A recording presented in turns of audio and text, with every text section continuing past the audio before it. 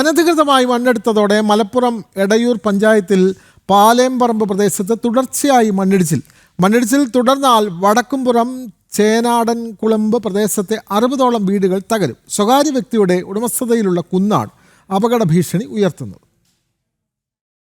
കഴിഞ്ഞ ദിവസങ്ങളിൽ പെയ്ത മഴയിൽ കുന്ന് ഇടിഞ്ഞു താഴേക്ക് പതിച്ചു. കുന്നിൻ മുകളിൽ പലയിടങ്ങളിലും വലിയ വിള്ളലുകൾ രൂപപ്പെട്ടു. മഴ ഇനിയും കനക്കുകയാണെങ്കിൽ കുന്നിടിഞ്ഞ് താഴേക്ക് ഒഴുകിയെത്തും. താഴെ 60ഓളം കുടുംബങ്ങൾ താമസിക്കുന്നുണ്ട്. കുന്നിന്റെ മുകൾ ഭാഗം പൂർണ്ണമായും ഇടിച്ചു നിരത്തിയതാണ് മണ്ണിടിച്ചിലിന് കാരണം. ഇത് എപ്പോഴാ പൊട്ടി വരാന്നറിയില്ല. ഇവിടെ മണ്ണ് ഇത്ര കാലിന്റെ മുട്ടിന്റെ ഹൈറ്റോളം മണ്ണ് അടിയിൽ എത്തിയിട്ടുണ്ട്. പിന്നെ ഇതിപ്പോ ഒരു തോട് പോലെ ഒരു ചാല് പോലെ ഇരിക്കണ്. ഇതിക്ക് എന്തായാലും വെള്ളം ഇറങ്ങി കഴിഞ്ഞാൽ പ്രശ്നമാണ്. പിന്നെ ഇയാളോട് ഷീറ്റ് ഇടാൻ പറഞ്ഞ് ഇയാൾ ഇന്നലെ ഇട്ടിട്ടില്ല. ഇന്നലെ ഇട്ടിക്കണ ഈ ₹2 ഷീറ്റ് ഇട്ടിട്ട് കാര്യമില്ല. വെള്ളം അടിക്ക് ഇറങ്ങാത്ത രീതിയിൽ ഷീറ്റ് ഇടണം. 5-30 വീടുകളൊക്കെ ഉണ്ടാവും അടിയിൽ. എടയൂർ പഞ്ചായത്തിൽ നിന്നും ജിയോളജി വകുപ്പിൽ നിന്നും അനുമതി തേടാതെയാണ് കുന്നിടിച്ചതെന്നും ആക്ഷേപമുണ്ട്.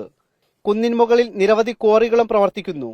ഇവ അനധികൃതമായാണെന്നും നാട്ടുകാർ പരാതിപ്പെടുന്നു. പ്രദേശത്തെ യുവാക്കൾക്ക് ജോലിക്ക് പോലും പോകാൻ കഴിയാതെ കാവൽ നിൽക്കേണ്ട അവസ്ഥയാണ് ഉള്ളത്.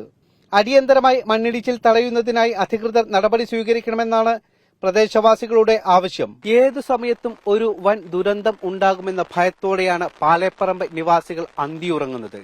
ഒരു കനത്ത മഴ പെയ്താൽ മതി, ഒരു വലിയ ദുരന്തത്തിന് അത് ഇടയാക്കിയേക്കാം.